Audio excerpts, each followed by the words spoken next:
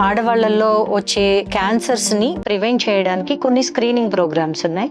Just ఆ important screening 3 screening programmes గురించి నేను ఈరోజు మీతో షేర్ చేసుకుంటాను.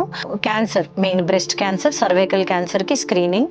అండ్ ఈ మధ్య అంటే మన లైఫ్ స్టైల్ వల్ల వచ్చేటువంటి ఇంకో థర్డ్ అంటే which is equal to cancer అని చెప్తున్నాము, మెటబాలిక్ సిండ్రోమ్ అంటాము. అంటే ఇక డయాబెటీస్ అంటే షుగర్, మధుమేహ వ్యాధి, తర్వాత అధిక రక్తపోటు, తర్వాత ఊబకాయం అంటే ఒబేసిటీ అంటాం, ఓవర్ వెయిట్ దాన్ని దాటి కూడా ఉంటే ఊబకాయం అంటాం.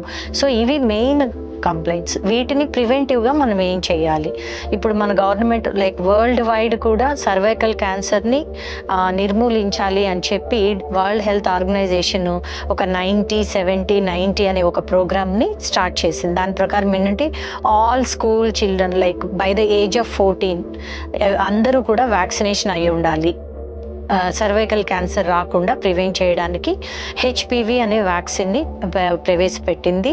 సో అది మస్ట్గా వెళ్ళాలి. ఈ స్కూల్ ఏజ్లోనే వాళ్ళకి వ్యాక్సినేషన్ జరగాలి. 90% of the school going girls, and it is for boys also.